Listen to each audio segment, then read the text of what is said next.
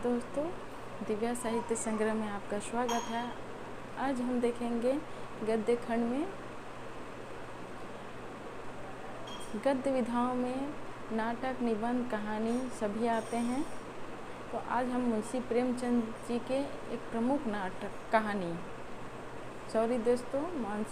मुंशी प्रेमचंद जी के प्रमुख कहानियों में से आज हम ईदगाह कहानी का हम अध्ययन आपके सामने कर रहे हैं।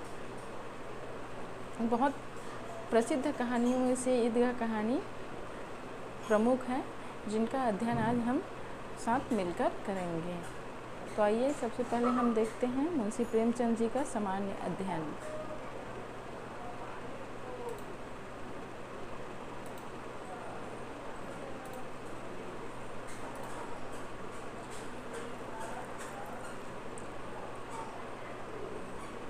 गद्य और पद्य में अंतर है दोस्तों।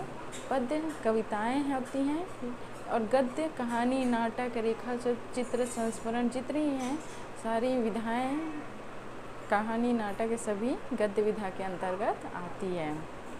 तो देखते हैं हम दोस्तों आज ईदगाह कहानी जो मुंशी प्रेमचंद जी द्वारा लिखा गया है। तो आज हम उनका सामान्य अध्ययन करने के बाद हम ईदगाह का अध्ययन करेंगे।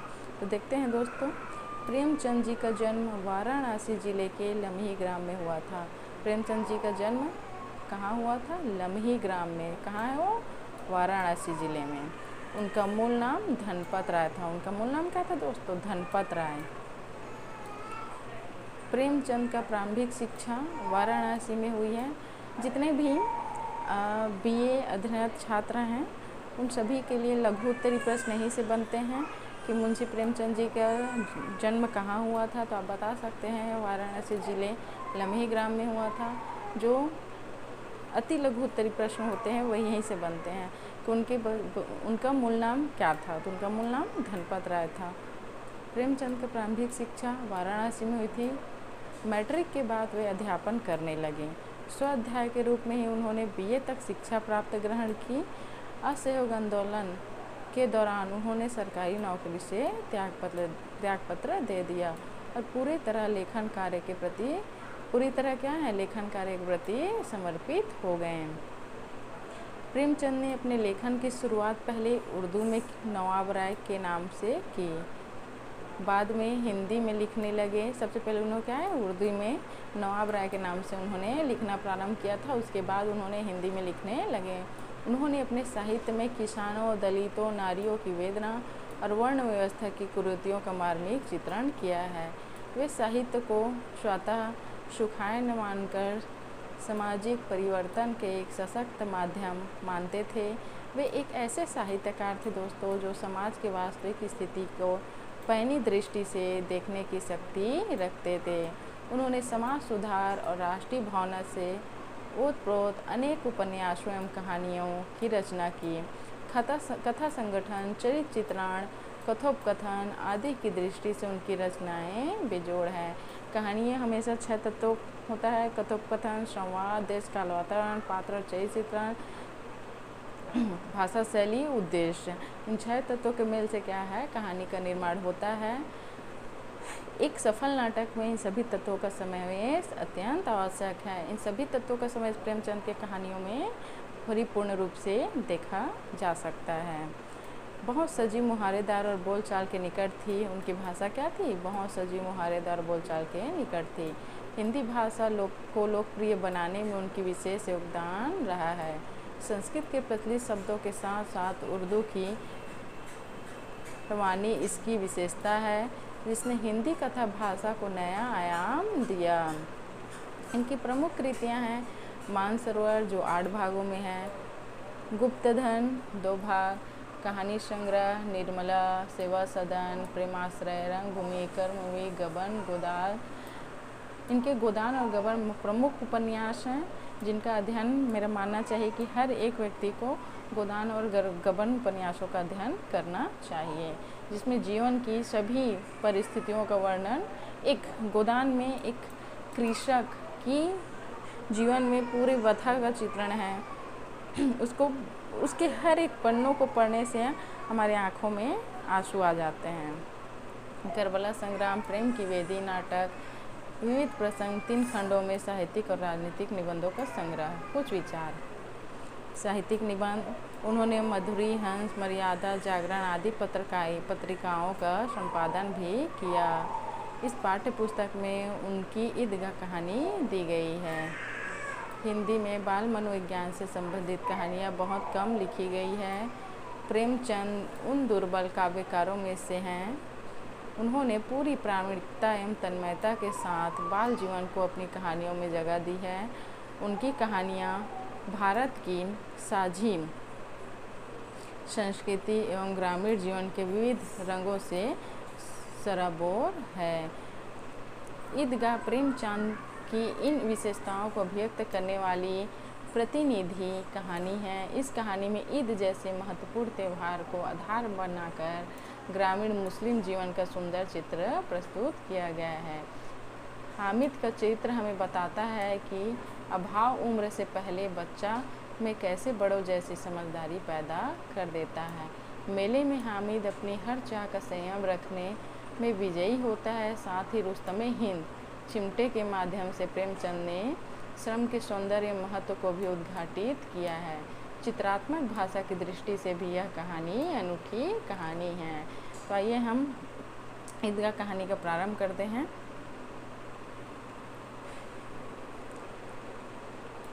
रमज़ान के पूरे 30 रोज़ों के बाद ईद आई है। कितना मनोहर, कितना सुहावना प्रभात है।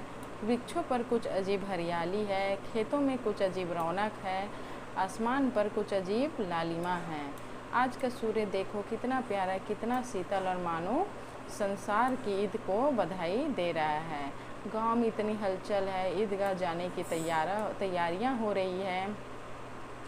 किसी के कुर्ते में बटन नहीं है, पड़ोस के घर में सुई धागा लेने दौड़ा जा रहा है। किसी के जूते कड़े हो गए हैं, उनमें तेल डालने के लिए तेली के पास घर भागा जाता है। जल्दी जल्दी बैलों की शानी पानी दे दें, ईदगाह में लौटते लौटते दोपहर हो जाएगा।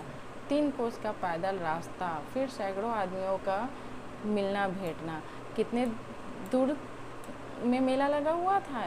30 रोज बाद जो ईद का मेला लगा हुआ था गांव में, तो कितना दूर था वो गांव से? 3 कोस दूर था, है ना। 3 कोस दूर मेला लगा हुआ था। दोपहर के पहले लौटना असंभव है। लड़के सबसे ज़्यादा प्रसन्न हैं। किसी ने एक रोज़ा रखा है, वह भी दोपहर तक, किसी ने वह भी नहीं। लेकिन ईदगाह जाने की खुशी उनके हिस्से की चीज़ है। रोज़े बड़ा बूढ़ों के लिए होंगे, इनके लिए तो ईद है। रोज़ ईद का नाम रटते थे, आज वह आ गई। आज जल्दी पड़ी है कि लोग ईदगाह क्यों नहीं चलते। इन्हें गृहस्थी की चिंताओं से क्या प्रयोजन। सेवैयों के लिए दूध और शक्कर घर में है या नहीं, इनकी बला से ये तो सेवैयाँ खाएंगे, वह क्या जाने की अब्बा जान। क्यों बदहास चौधरी कायम अली के घर दौड़े जा रहे हैं। उन्हें क्या खबर कि चौधरी आज आंखें बदल लें तो वह सारी ईद मुहर्रम हो जाए। उनकी अपनी जेबों में तो कुबेत का धन भरा हुआ है। बार बार जेब से अपना खजाना निकाल कर गिनते हैं और खुश होकर फिर रख लेते हैं। महमूद गिनता है 1, 9, 10, 12, उनके पास 12 पैसे हैं। मोहसिन के पास 1, 2, 3, 8, 9, 15 पैसे हैं। इन्हें अनगिनती पैसों में अनगिनती चीज़ें लाएंगे, खिलौने, मिठाइयाँ, बिगुल, गेंद और जो क्या क्या। और सबसे ज़्यादा प्रसन्न है हामिद। वह 4-5 साल का गरीब सूरत दुबला पतला लड़का, जिसका बाप गत वर्ष की भेंट भी हो गया। जब पिछले ही वर्ष उसकी पिता की मृत्यु हो गई। 5 साल का था कौन?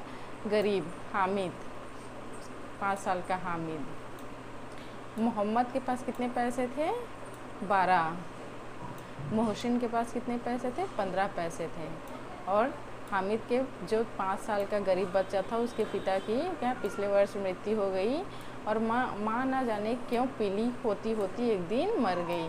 किसी को पता ना चला क्या बीमारी है, कहती कौन सुनने वाला था। दिल पर जो कुछ बीतती थी वह दिल में ही सहती थी। और अब न सहा गया तो संसार से विदा हो गई। अब हामिद अपनी बूढ़ी दादी अमीना की गोद में सोता था, उतना ही प्रसन्न है। क्या है, उसकी माता की भी मृत्यु हो गई थी और पिता की भी मृत्यु हो गई थी। और उसका पालन पोषण की कौन किया था, उसकी बूढ़ी दादी अमीना। 5 साल का हामिद की दादी कौन थी, दादी का नाम था अमीना। उसके अब्बा जान रुपये कमाने गए हैं, बहुत सी थैलियाँ लेकर आएंगे। अम्मी जान अल्लाह मियाँ के घर से उसके लिए बड़ी अच्छी अच्छी चीज़ें लाने गए हैं, इसलिए हामिद प्रसन्न है। देखो, हामिद से ऐसा कहा गया है कि उसके अब्बा जान क्या है, रुपये कमाने गए हैं और उसकी अम्मी जान अल्लाह मियाँ के घर उसके लिए बड़ी बड़ी थालियाँ में अच्छी अच्छी चीज़ें लाने गए हैं।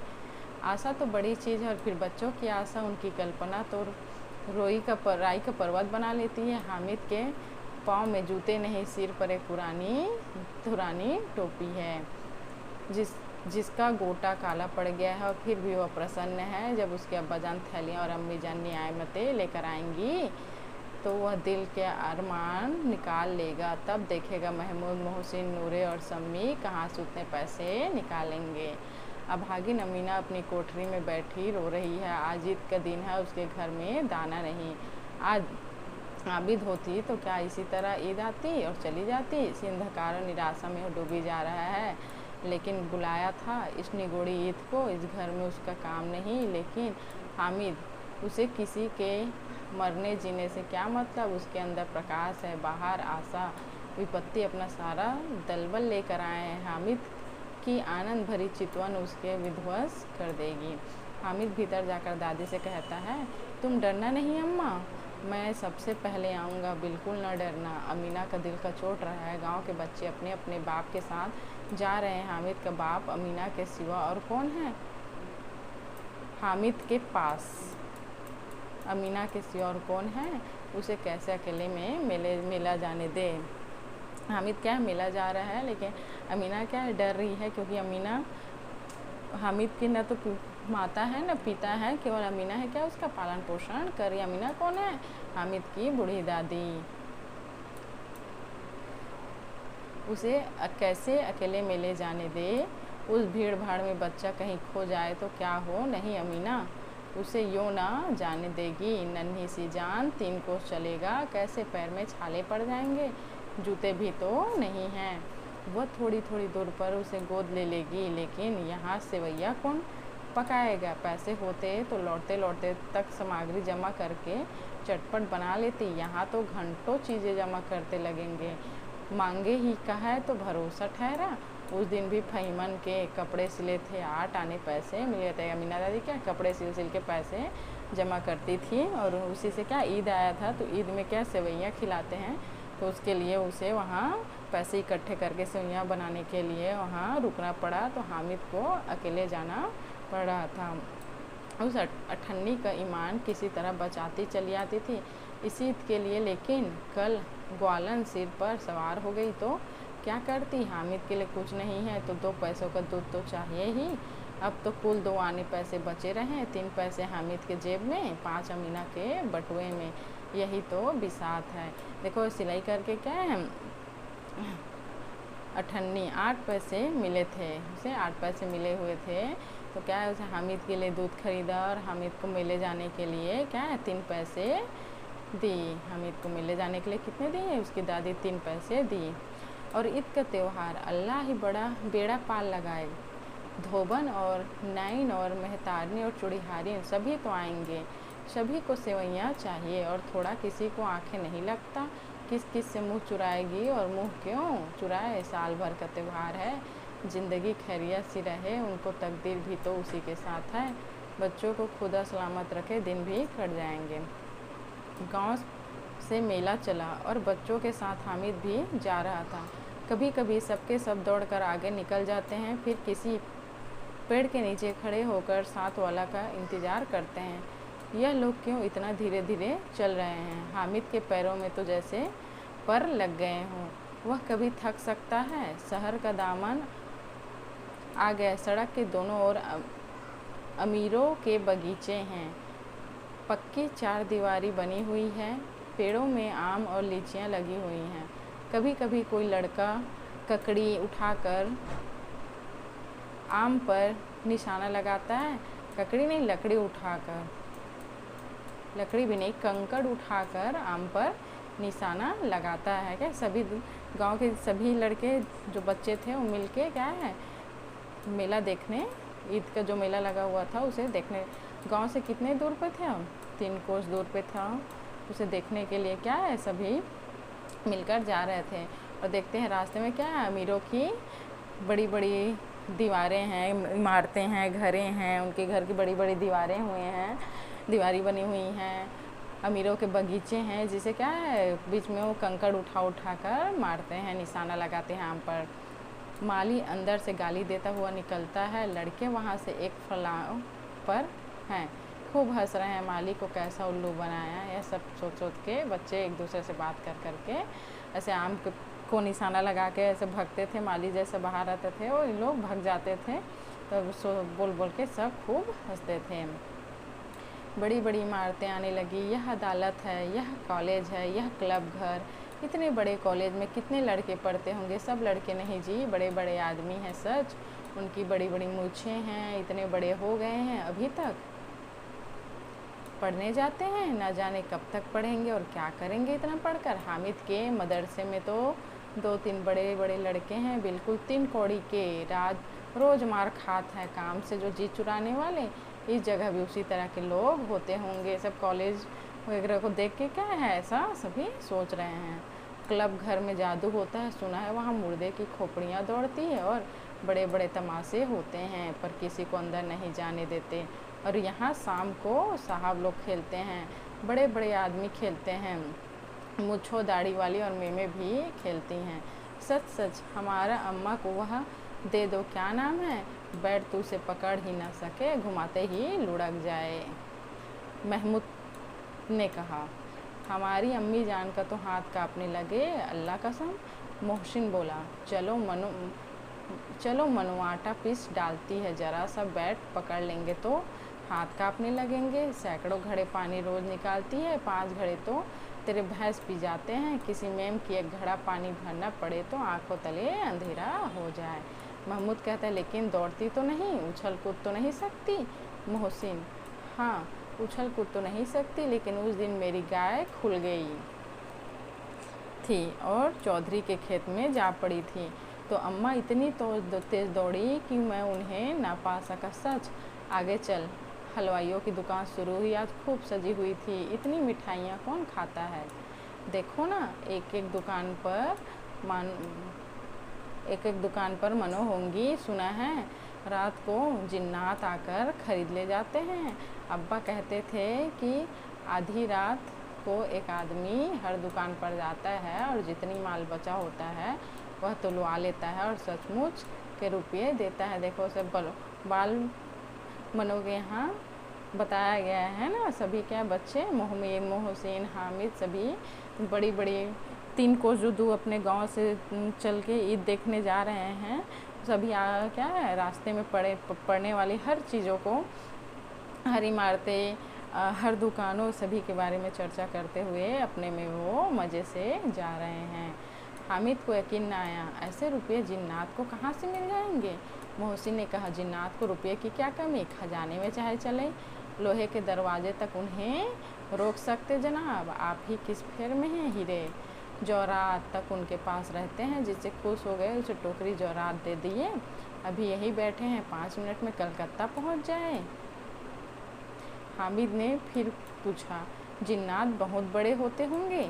मोहसिन, एक आसमान के बराबर होते हैं जी, ज़मीन पर खड़ा हो जाए तो उसका सिर आसमान से जा लगे, मगर चाहे तो एक लोटे में घुस जाए। यहाँ किसकी बात कर रहे हो, जिन की बात कर रहे हैं। हामिद, लोग उन्हें कैसे खुश करते होंगे, कोई मुझे वह मंत्र बता दे तो एक जिन को खुश कर लूँ। मोहसिन, अब यह तो मैं नहीं जानता, लेकिन चौधरी साहब के काबू में बहुत से जिन्नात हैं, कोई चीज़ें चोरी हो जाए तो चौधरी साहब उसका पता लगा देंगे और चोर का नाम भी बता देंगे। जुमराती का बछुआ उस दिन खो गया था, 3 दिन हैरान हुए, कहीं न मिला, तब झक मारकर चौधरी के पास गया और चौधरी ने तुरंत बता दिया कि मवेशी खाने में हैं, और वहीं मिला। जिन्नात आकर उन्हें सारे जहान की खबरें दे जाते हैं। अब उसकी समझ में आ गया कि चौधरी के पास क्यों इतना धन है और क्यों उनका इतना सम्मान है। आगे चलो, यह पुलिस लाइन है, यही सब कांस्टेबल कवायद करते हैं। अब क्या है, चलते चलते पुलिस लाइन में पहुंच गए हैं। रेटन फाय कोफो रात को बेचारे घूम घूम कर पहरा देते हैं, नहीं चोरियां हो जाए। मोहसिन ने प्रतिवाद किया, यह कांस्टेबल पहरा देते हैं, तभी तुम बहुत जानते हो। अजी हजरत, यही चोरी कराते हैं, शहर के जितने चोर डाकू हैं सब इनसे मिले रहते हैं। रात को तो ये लोग चोरों से तो कहते हैं चोरी करो, और आप दूसरों मोहल्ले में जाकर जागते रहो पुकारते हैं। जब भी इन लोगों के पास इतने रुपये आते हैं, मेरे मामू एक थाने में कांस्टेबल है, 20 रुपये महीना पाते हैं, लेकिन 50 रुपये घर बेचते हैं। अल्लाह कसम, मैंने एक बार पूछा था कि मामू आप इतने रुपए कहाँ से पाते हैं? हंसकर कहने लगे, बेटा अल्लाह देता है। फिर आप ही बोले, हम लोग चाहे तो एक दिन में लाखों मार लाएं, हम तो इतना ही लेते हैं जिससे अपनी बदनामी ना हो, नौकरी ना चला जाए। किसके बाबू कांस्टेबल है थाने में? मोहसिन के हैं ना, उसके मामा क्या है, कांस्टेबल है, जो 20 रुपये महीना पाते हैं लेकिन 50 रुपये घर बेचते हैं। हामिद ने पूछा, यह लोग चोरी करवाते हैं, कोई इन्हें पकड़ता नहीं? मोहसिन उसकी नादानी पर दया दिखाकर बोला, अरे पागल, इन्हें कौन पकड़ेगा? पकड़ने वाले तो यह लोग खुद हैं, लेकिन अल्लाह इन्हें सज़ा भी खुद देता है। हराम का माल हराम में जाता है। थोड़े ही दिन मामू के घर में आग लग गई। वो बताते हैं, कौन बता रहे हैं? मोहसिन बता रहा है कि थोड़े दिन में क्या है, मेरे मामा के घर में आग लग गई। क्या उसके मामा के पुलिस कांस्टेबल में थे, और वो क्या है, महीना 20 रुपये पाते थे लेकिन 50 रुपये भेजते थे। क्या है, वो सब चोरों से मिले होते थे और उसे पैसे ले लेके वो घरों में भेजते थे। मतलब हराम का माल कमाते थे। लेकिन वो बोलता है मोहसिन कि अल्लाह क्या है, उन्हें अच्छे हराम के माल को हराम में ही जाता है। बोला ना, हराम के माल हराम में ही जाता है। और वो बताया कि उनकी मामा के घर में आग लग गई, सारी ले पूंजी जल गई, और जितनी हराम की पूंजी थी वो क्या है, सब चली गई, जल गई। एक बर्तन तक न बचा। कई दिन पेड़ के नीचे सोया, और अल्लाह कसम, पेड़ के नीचे फिर न जाने कहाँ से 100 कर्ज लाएं तो बर्तन भाड़े आए। हामिद, 100 तो 50 से ज़्यादा होते हैं। कहाँ 50, कहाँ 100? 50 एक थैली भर होता है, 100 तो 2 थैलियों में भी ना आए। अब बस्ती घनी होने लगी। क्या है, वो सभी बच्चे, हामिद, मोहसिन, सभी मित्र क्या है, तो जा रहे थे मेला देखने। तो अब क्या है, बस्ती घनी बस्ती में वो प्रवेश करते हैं। ईदगाह जाने वाली की टोलियाँ नज़र आने लगी, और क्या है, बहुत सी टोली ईदगाह में जा रही थी, वो सभी टोलियाँ उनको नज़र आने लगी। एक में से भड़कीले वस्त्र पहने हुए हैं, कोई इक्के तांगे पर सवार, कोई मोटर पर भी, सभी इत्र में बसे, सभी के दिलों में उमंग। ग्रामीणों का यह छोटा सा दल अपनी विपन्नता से बेखबर संतोष और धैर्य में मगन चला जा रहा था। बच्चों के लिए नगर की सभी चीज़ें अनोखी थी, जिस चीज़ों की ओर ताकते ही रह जाते। पीछे से बराबर हॉर्न की आवाज़ होने पर भी न चेते। हामिद तो मोटर के नीचे जाते जाते बचा। इतनी भीड़ थी कि देखो, हामिद क्या है, मोटर के नीचे दबते दबते बचा। ससा ईदगाह नज़र आया, जहाँ मेला लगा हुआ था ना, वो जगह नज़र आया। ऊपर इमली के घने वृक्षों की छाया, नीचे पक्का फर्श जिस पर जाजिम बिछा हुआ है, और रोजेदार की पंक्तियाँ एक के पीछे एक न जाने कहाँ तक चली हुई है। पक्की जगत के पीछे तक, जहाँ जाजिम भी नहीं नए आने वाले आकर पीछे की कतार में खड़े हो जाते हैं। आगे जगह नहीं है, यहाँ कोई धन और पद नहीं देखता। इस्लाम की निगाहें में सब बराबर हैं। इन ग्रामीणों ने भी वजू किया है और पिछली पंक्ति में खड़े हो गए। कितना सुंदर संचालन है, कितनी सुंदर व्यवस्था है। लाखों सिर एक साथ सजदे में झुकते हैं, फिर सबके सब एक साथ खड़े हो जाते हैं, एक साथ झुकते हैं और एक साथ घुटनों के बल बैठ जाते हैं। और कई बार यही क्रिया होती है जैसे बिजली की लाखों बत्तियां एक साथ प्रदीप्त और एक साथ बुझ जाएं। यही क्रम चलता रहता है। कितना अपूर्व दृश्य था, जिसकी सामूहिक क्रियाएं, विस्तार और अनंतता हृदय की श्रद्धा, गर्व और आत्मानंद से भर देती थी। मानव भातृत्व का एक मतलब भाईचारा, भाई प्रेम का एक सूत्र इन समस्त आत्माओं को एक लड़ी में पिरोए, मतलब एक लड़ी में गुथे हुए हैं, पिरोए गए हैं। नमाज खत्म हुई, लोग आपस में गले मिल रहे हैं, तब मिठाई और खिलौने की दुकान पर धावा होता है। ग्रामीणों का यह दल विषय में बालकों से कम उत्साही नहीं है। यह देख हिंडोला है, एक पैसा देकर चढ़ जाओ। कभी आसमान पर जाते हुए मालूम होंगे, कभी ज़मीन पर गिरते हुए। यह चक्की है लकड़ी के हाथों, घोड़े ऊँट छड़ों में लटके हुए हैं। एक पैसा देकर बैठ जाओ और 25 चक्करों का मजा लो। महमूद और मोहसिन, नूरे और सम्मीन घोड़ों और ऊँटों पर बैठते हैं। हामिद दूर खड़ा रहता है, क्योंकि हामिद क्या है, गरीब बच्चा था, उसके पास उतने पैसे नहीं थे, है ना, इसलिए क्या है, वो सब दोस्त उसके झूले झूल रहे हैं तो खड़े होकर देखता है। 3 ही पैसे में उस पैसे तो उसके पास है ना, क्या उसके पास केवल 3 पैसे ही होते हैं। अपने कोष का 1/3 जरा सा चक्कर खाने के लिए नहीं दे सकता। सब चरखियों से उतरते हैं, अब खिलौने लेंगे। इधर दुकानों की कतार लगी हुई है, तरह तरह के खिलौने, सिपाही, गुजरिया, राजा और वकील, भिश्ती और धोबिन और साधु। वह कितने सुंदर खिलौने हैं, बोला ही चाहते हैं। महमूद सिपाही लेता है। महमूद क्या लेता है? सिपाही लेता है।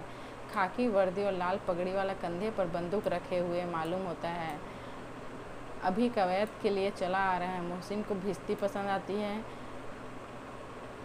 कमर झुकी हुई है, ऊपर मशक रखे हुए हैं, मशक का मुंह एक हाथ से पकड़े हुए हैं। कितना प्रसन्न है, साथ कोई गीत गा रहा है। अब मशक से पानी उड़ेला ही चाहता है। नूरे को वकील से प्रेम है, कैसा विद्वता है उसके मुख पर। काला चोर, नीचे सफ़ेद अचकन, अचकन के सामने की जेब में घड़ी, सुनहरी जंजीर, एक हाथ में कानून का पोथा लिए मालूम होता है अभी किसी अदालत से जिरा या बहस किए चले आ रहे हैं। यह सब 2-2 पैसों के खिलौने हैं। हामिद के पास कुल 3 पैसे हैं। इतने महंगे खिलौने को वह कैसे ले? खिलौने कहीं हाथ से छूट गड़े तो चूर चूर हो जाएं, क्योंकि सभी मिट्टी से बने हुए हैं। ज़रा पानी पड़े तो सारा रंग धुल जाए। ऐसे खिलौने लेकर वह क्या करेगा? उसे लेने का मन है, लेकिन क्या है, उसके पास 3 ही पैसे हैं। यह सोच के वो अपने मन को समझा रहा है। यहाँ कौन क्या क्या खिलौने लेता है, तो देखते हैं एक बार फिर। महमूद क्या लेता है? सिपाही लेता है। मशक कौन लेता है? मोहसिन मशक लेता है। और नूरे क्या है? वकील, है ना। नूरे वकील से प्रेम करती है, वो वकील लेती है। लेकिन हामिद वहाँ पे अपने पैसे की कमी के कारण वहाँ पे वो नहीं ले पाता, और मन में सोचता है या तो पानी में पड़े तो भूल जाए, और उसमें नीचे गिरे तो चकनाचूर हो जाए, है ना। फिर मोहसिन कहता है मेरी भिश्ती रोज़ पानी दे जाएगा सांझ सवेरे। महमूद कहता है और मेरा सिपाही घर का पहरा देकर कोई चोर आएगा तो फ़ौरन बंदूक फायर कर देगा। सब अपने अपने खिलौने लिए हुए हैं, उसके बारे में विशेषता बतला रहे हैं कि कौन क्या करेगा, है ना। नूरे और मेरा वकील खूब मुकदमा लड़ेगा। सम्मी और मेरा धोबिन रोज़ कपड़े धोएगा। सम्मी क्या है? धोबिन लिए रहती है। हामिद खिलौने की निंदा करता है, क्या अपने मन को समझाते हुए खिलौने की वो निंदा प्रकट करता है। मिट्टी की ही तो हैं, गिरे तो चकनाचूर हो जाए। लेकिन ललचाई हुई आंखों से खिलौने को देख रहा था। उसके पास इतने पैसे नहीं थे कि वो खिलौने ले सकता, इसलिए वो अपने मन को समझा के निंदा कर रहा है। उस खिलौने को निंदा करके वो ये सब चीज़ें कह रहा था कि गिरे तो चकनाचूर हो जाए। लेकिन उसकी आंखें क्या है, उस खिलौने को पाना चाह रहा था, और चाहता है कि ज़रा देर के लिए उसके हाथ में ले सकता, मतलब वो अपने हाथ में रह के उसे देखना चाहता है, उससे खेलना चाहता है, लेकिन अपने मन को समझा रहा है। वो उसके हाथ अनायास ही लपकते हैं। लेकिन लड़के इतने त्यागी नहीं होते हैं, विशेषकर जब अभी नया शौक है। हामिद ललचाता रह जाता है, कोई भी उसे अपने खिलौने छूने को नहीं देते हैं, वो केवल ललचाई आंखों से देखता रह जाता है। खिलौने के बाद मिठाइयाँ आती है। किसी ने रेवड़ियाँ ली है, किसी ने गुलाब जामुन, किसी ने सोलन हलवा मज़े से खा रहा है। हामिद बिरादरी से पृथक है, अभागे के पास 3 पैसे हैं, क्यों ना कुछ लेकर खाता। ललचाई आंखों से सबकी ओर देखता है। सभी के पास क्या है, मोहसिन, नूरे, सम्मी, सबके पास क्या है, बहुत पैसे थे। तो सब क्या है, खिलौने के बाद मिठाई, रेवड़ियाँ सब सोन हलवा लेके खाते हैं। लेकिन हामिद के पास इतने पैसे नहीं थे, तो दूर बैठ के क्या है वो देखते रहता है। मोहसिन कहता है, हामिद रेवड़ी ले जा, कितनी खुशबूदार है। हामिद को संदेह हुआ है केवल क्रूर विनोद है, मोहसिन इतना उदार नहीं है, लेकिन यह जानकर भी उसके पास जाता है। मोहसिन दोने से एक रेवड़ी निकालकर हामिद को ओर बढ़ाता है। हामिद हाथ फैलाता है, मोहसिन रेवड़ी अपने मुंह में रख लेता है। महमूद, नूरे और समी खूब तालियां बजाकर हंसते हैं। हामिद खिसिया जाता है, देखो हामिद को कैसे वो ललचवा रहे हैं, है ना। हामिद क्या है यहाँ पे गुस्सा हो जाता है। मोहसिन, अच्छा अब की ज़रूर देंगे। हामिद, अल्लाह कसम ले जा। हामिद, रखे रहो, क्या मेरे पास पैसे नहीं। सम्मी, 3 ही पैसे तो हैं, 3 पैसे में क्या क्या लोगे। महमूद, हमसे गुलाब जामुन ले जाए। हामिद, मोहसिन बदमाश है। हामिद, मिठाई कौन बड़ी नेमत है, किताब में इसकी कितनी बुराइयां लिखी हैं, लेकिन दिल में कह रहे होंगे कि मिले तो खा ले, अपने पैसों क्यों नहीं निकालते। देखो सब उसके 3 पैसों के क्या है मजाक उड़ा रहे हैं। हामिद क्या है अपने मन को समझा के रख रहा है। महमूद कहता है, हम समझते हैं इसकी चालाकी, जब हमारे पास सारे पैसे खर्च हो जाएंगे तो हमें ललचा कर खाएगा। मिठाइयों के बाद कुछ दुकानें लोहे की चीज़ों की, कुछ गिलट और कुछ नकली गहनों की। लड़कों के लिए यह कोई आकर्षण न था। देखो सभी क्या है खिलौने, मिठाई खाने के बाद उसके बाद क्या है लोहे से बने वाले चीज़ों से, लोहे के बने हुए चीज़ों की दुकान की तरफ आगे बढ़ते हैं। वे सब आगे बढ़ जाते हैं। हामिद लोहे की दुकान पर रुक जाता है, लेकिन क्या है सभी उसके महमूद, मोहसिन, नूरे, समी सब उस दुकान को छोड़ के आगे बढ़ जाते हैं। लेकिन हामिद क्या है वहाँ पे उस दुकान में रुक जाता है। कई चिमटे रखे हुए थे। उसे ख्याल आया दादी के पास चिमटा नहीं है। तवे से रोटियां उतारती है तो हाथ जल जाता है। अगर वह चिमटा ले जाकर दादी को दे दे तो कितना प्रसन्न हो जाएगी, फिर उसकी उंगलियां भी ना जलेंगी, घर में एक काम की चीज़ हो जाएगी। खिलौने से क्या फ़ायदा, व्यर्थ में पैसे खराब होते हैं। जरा देर ही तो खुशी होती, फिर तो खिलौने को कोई आंख उठाकर नहीं देखता, या तो घर पहुंचते पहुंचते टूट फूटर बराबर हो जाएंगे। चिमटा कितने काम की चीज़ है। रोटियां तवे से उतार लो, चूल्हे में सेक लो, कोई आग मांगने आए तो चटपट चूल्हे से आग निकाल कर उसे दे दो। अम्मा बेचारी को कहाँ फुर्सत है कि बाजार आए, और इतने पैसे कहाँ मिलते हैं, रोज़ हाथ जला लेती है। हामिद के साथ आगे बढ़ गए हैं। सबिल पर सबके सब शरबत पी रहे हैं। देखो सब कितने लालची हैं, इतनी मिठाइयाँ ली, मुझे किसी एक भी न दी। उस पर कहते हैं कि मेरे साथ खेलो, मेरा या काम करो। अब अगर किसी ने कोई काम करने को कहा तो पूछूंगा, खाई मिठाइयाँ, आप मुँह सड़े का फोड़े फुंसियाँ निकलेंगी, आप ही जबान चटोरी हो जाएगी, तब घर से पैसे चुराएंगे और मार खाएंगे। किताब में झूठी बातें थोड़ी लिखी हैं, मेरी ज़बान क्यों ख़राब हो गई। अम्मा चिमटा देखते ही दौड़कर मेरे हाथ से ले लेंगे और कहेंगे, मेरा बच्चा अम्मा के लिए चिमटा लाया। हज़ारों दुआएं देंगी, फिर पड़ोस की आरती तो दिखाएंगी, औरतों को दिखाएंगी, सारे गांव में चर्चा होने लगेगी, हामिद चिमटा लाया, कितना अच्छा लड़का है। इन लोगों के खिलौने पर कौन इन्हें दुआएं देगा। बड़ों को दुआएं सीधे अल्लाह के दरबार में पहुँचती है और तुरंत सुनी जाती है। मेरे पास पैसे नहीं हैं, तभी तो मोहसिन महमूद यूँ मिजाज दिखाते हैं, मैं भी इनसे मिजाज दिखाऊंगा। देखो ये सब तो क्या है, खड़े खड़े चिमटा को देखकर वो वहाँ पे सोच रहा है, वहाँ पे कह रहा है, सारी जो बातें हैं उनके अंदर अपने आप से वह कह रहा है कि मैं अपनी जो बूढ़ी दादी अमीना है ना, वो उसको ले जाके चिमटा देगा तो क्या है उसके गांव में उसकी वाहवाही होगी। आगे देखते हैं। खाएं मिठाइयाँ, मैं नहीं खेलता खिलौने, किसी का मिजाज क्यों सहूँ, मैं गरीब सही, किसी से कुछ मांगने तो नहीं जाता। आखिर अब्बा जान कभी ना कभी आएंगे, अम्मा भी आएंगी, तो फिर इन लोगों से पूछूंगा कितने खिलौने लोगे, एक एक टोकरियाँ खिलौने दूँ और दिखा दूँ कि दोस्तों के साथ इस तरह सलूक किया जाता है, या नहीं कि एक पैसे की रेवड़ियाँ ली तो चिढ़ा कर खाने लगे। सबके सब हंसने लगे। हामिद ने चिमटा लिया है, हंसे मेरी बला से। उसने दुकानदार से पूछा, यह चिमटा कितने।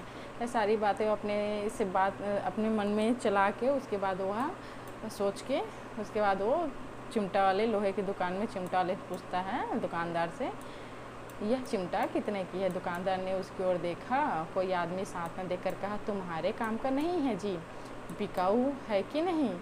बिकाऊ क्यों नहीं है और यहाँ क्यों लाद लाद लाए हैं, तो बताते क्यों नहीं कि क्या पैसे कह। देखो दुकान वाला कहता है उस बच्चे हामिद को देखे कि तुम्हारे काम का नहीं है, तो हामिद कहता है ये बिकाऊ नहीं है क्या, जब बिकाऊ नहीं है तो इसे लाद के क्यों ले आए हो। तो पूछता है कितने पैसे के हैं, तो दुकान वाला बताता है 6 पैसे के। हामिद का दिल बैठ गया क्योंकि उसके पास केवल 3 पैसे थे, लेकिन चिमटा कितने का था, 6 पैसे के। तो हामिद कहता है ठीक ठीक बताओ, ठीक ठीक 5 पैसे लगेंगे, लेना है तो ले लो, नहीं चलते बनो।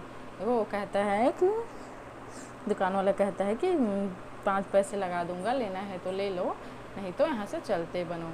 हामिद ने कलेजा मजबूत करके कहा 3 पैसे लोगे, क्योंकि हामिद के पास केवल 3 पैसे थे। तो उन्होंने अपना कलेजा मजबूत करके कहा कि 3 पैसे लोगे। यह कहता हुआ आगे बढ़ गया। दुकानदार की घुड़कियाँ न सुने, लेकिन दुकानदार ने घुड़कियाँ नहीं दी, बुलाकर चिमटा दे दिया। हामिद ने उसे इस तरह कंधे पर रखा मानो बंदूक है और शान से करता हुआ संगियों के पास आया, क्योंकि इसके मोहसिन, महमूद, नीरे, सम्मी सब क्या आगे बढ़ गया था, लेकिन वो चिमटा लेके आगे बढ़ा। ठीक है, ज़रा सुनो सबके सब क्या क्या आलोचनाएं करते हैं।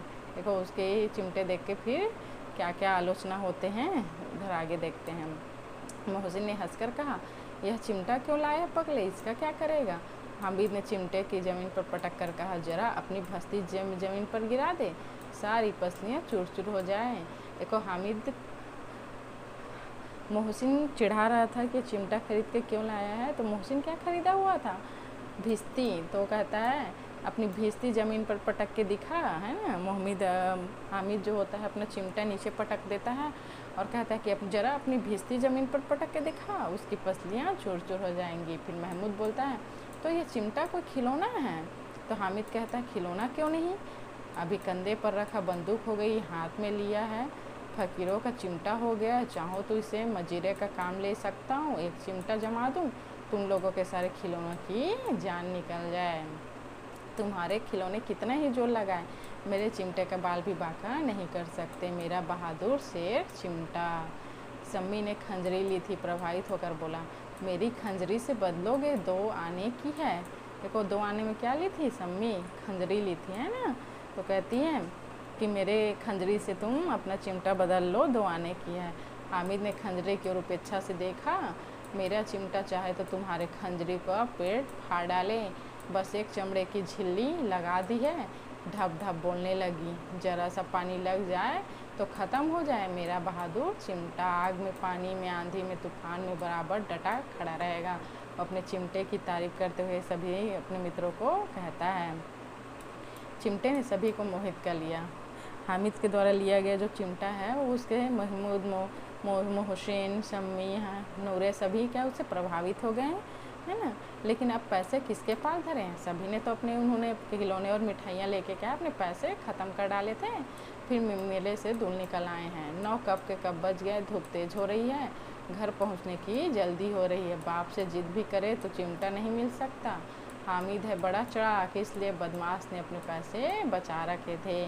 अब बालकों के दल 2 हो गए हैं, मोहसिन, महमूद, मम्मी, नूरे एक तरफ है, हामिद अकेला दूसरी तरफ। शस्त्रार्थ हो रहा है। सम्मी तो विधर्मी हो गया है, दूसरे पक्ष में जा मिला। लेकिन महमूद और मोहसिन और नूरे भी हामिद से एक 2 साल बड़े होने पर भी हामिद के आघातों से आतंकित हो उठे हैं। उसके पास न्याय का बल है, नीति की शक्ति, एक और मुट्ठी, दूसरी ओर लोहा।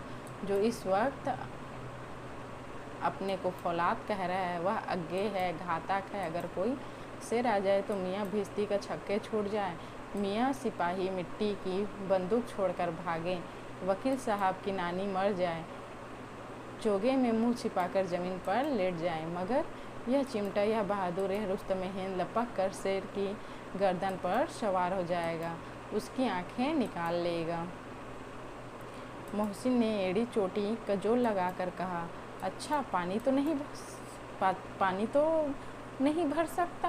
हामिद ने चिमटे को सीधा खड़ा करके कहा, भिस्ती को एक डांट बताएगा ना तो दौड़ा हुआ पानी लेकर उसके द्वार पर छिड़कने लगेगा। मोहसिन परास्त हो गया, पर महमूद ने कुमुक पहुँचे, अगर बचाव पकड़ जाए तो अदालत में बंधे बंधे फिरेंगे, तब तो वकील साहब के पैर पड़ेंगे। हामिद इस प्रबल तर्क का जवाब न देकर उसने पूछा, हम पकड़ने कौन आएगा? नूरे ने अकड़ कर कहा, यह सिपाही बंदूक वाला। हामिद ने मुँह चिढ़ा कर कहा, यह बेचारे हम बहुत बहादुर रुस्तम हिंद को पकड़ेंगे। देखो उन्होंने अपने चिमटा का क्या नाम दिया था, बहादुर रुस्तम हिंद। हामिद अपने चिमटे का नाम रखा था बहादुर रुस्तम हिंद। अच्छा लाओ, अभी ज़रा कुश्ती हो जाए, इसकी सूरत देखकर दूर से भागेंगे, पकड़ेंगे क्या बेचारे। मोहसिन को एक नई चोट सूझ गई, तुम्हारे चिमटे का मुंह रोज़ आग में जलेगा। उसने समझा था कि हामिद लाजवाब हो जाएगा, लेकिन यह बात न हुई। हामिद ने तुरंत जवाब दिया, आग में बहादुर ही कूदते हैं जनाब। तुम्हारे यहाँ वकील सिपाही भिश्ती लेडियों की तरह घर में घुस जाएंगे। आग में कूदना वह काम है जो है रुस्तम हिंद ही कर सकता है। महमूद ने एक जोर लगाया, वकील साहब कुर्सी मेज पर बैठेंगे, तुम्हारा चिमटा तो बावर्ची खाने में ज़मीन पर पड़ा रहेगा। देखो सभी अपने अपने खिलौने से उसकी क्या तुलना कर रहे हैं, लेकिन सभी को हामिद क्या है सटीक जवाब दे रहे हैं। इस तर्क ने सम्मी और नूरे को भी सजीव कर दिया। कितने ठिकाने की बात कही है, पट्टे ने चिमटा बावर्ची खाने में पड़ा रहने के सिवा और क्या क्या कर सकता है। हामिद को कोई फड़कता हुआ जवाब न सूझा तो उसने धांधली शुरू की, मेरा चिमटा बावर्ची खाने में नहीं रहेगा। वकील साहब कुर्सी पर बैठेंगे तो जाकर उन्हें ज़मीन पर पटक देगा और उनका कानून उनके पेट में डाल देगा। बात कुछ बनी नहीं, खासी गाल गलौज थी, लेकिन कानून के पेट में डालने वाली बात छा गई। ऐसी छा गई कि तीनों सुरमा मुँह ताकते रह गए, मानो कोई धेलचो कनकौआ किसी गंडे वाले कनकौए को काट गया हो। कानून मुंह से बाहर निकलते वाली चीज़ है, उसके पेट के अंदर डाल दिया जाना बेतुकी सी बात होने पर भी कुछ नयापन रखती है। हामिद ने मैदान मान लिया, उसका चिमटा रुस्तम हिंद है। अब इसमें मोहम्मद महमूद नूरे समेत किसी भी आपत्ति नहीं होती। किसी को भी विजेता को हारने वालों से जो सत्कार मिलना स्वाभाविक है वह हामिद को भी मिला। औरों ने 3-3, 4-4 आने पैसे खर्च किए पर कोई काम की चीज़ न ले सके। हामिद ने 3 पैसे में रंग जमा लिया। सच ही तो है, खिलौने का क्या भरोसा, टूट फूट जाएंगे। हामिद का चिमटा तो बना रहेगा बरसों। सौद की शर्तें तय होने लगी। मोहसिन ने कहा, जरा अपना चिमटा दो तो हम भी देखें, तुम हमारा भिश्ती लेकर देखो। महमूद और नूरे ने अपने अपने खिलौने पेश किए। हामिद ने शर्तों के मानने में कोई आपत्ति न समझी। चिमटा बारी बारी से सबके हाथ मिल गया और उनके खिलौने बारी बारी से हामिद।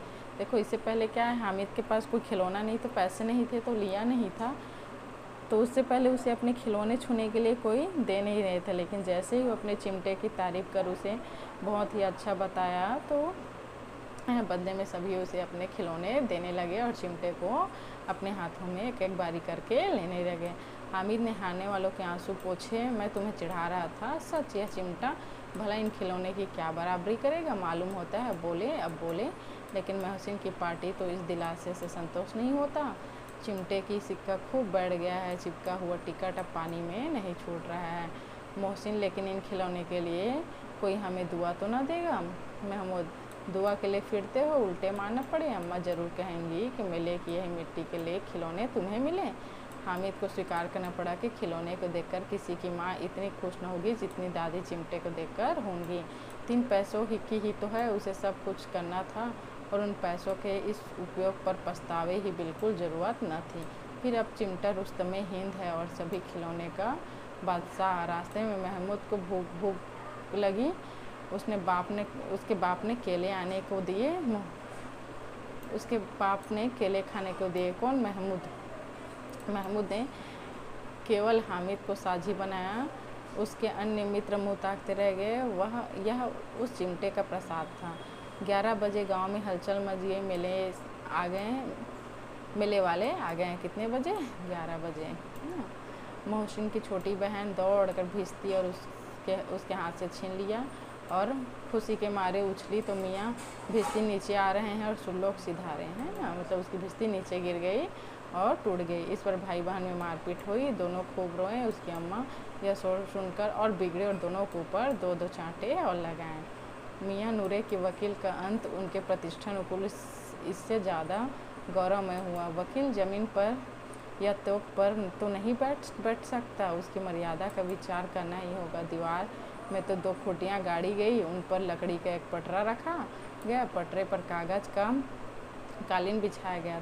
वकील साहब राजा भोज की भांति सिंहासन पर बिरजे। नूरे ने उन्हें पंखा झेलनी शुरू किया। अदालतों में खस की टट्टियाँ और बिजली के पंखे रहते हैं क्या? यहाँ मामूली पंखा भी ना हो? कानून की गर्मी दिमाग पर चढ़ जाएगी कि नहीं। यह बांस का पंखा आया और नूरे हवा करने लगे। मालूम नहीं पंखे की हवा से या पंखे की चोट से वकील साहब स्वर्गलोक से मृत्युलोक में आ रहे हैं और उनका माटी का चोला माटी में मिल गया। फिर बड़े ज़ोर शोर से मालूम हुआ वकील साहब का आस्था घोर में डाल दी गई। अब्राहम महमूद का सिपाही उसे चटपट गांव का पहरा देने के चार्ज मिल गया, लेकिन पुलिस का सिपाही कोई साधारण व्यक्ति तो नहीं है जो अपने पैरों चले। वह पालकी पर चले गए। टोकरी आई, उसमें कुछ लाल रंग के फटे पुराने चित्रे बिछाए गए हैं जिसमें सिपाही साहब आराम से लेटे। नूरे ने यह टोकरी उठाई और अपने द्वार के चक्कर लगाने लगे। देखो सब मेले से लौटने के बाद अपने अपने घर उनके खिलौने की क्या स्थिति है यह बताया गया है ना। उसके बाद देखो उनके दोनों भाई सिपाही की तरफ से छूने वाले जागते लहो पुकारते चले, मगर रात तो अंधेरा होने चाहिए। महमूद को ठोकर लग जाती है, ठोकर उसके हाथ से छूटकर गिर पड़ती है। टोकरी जो है उसके हाथ से छूटकर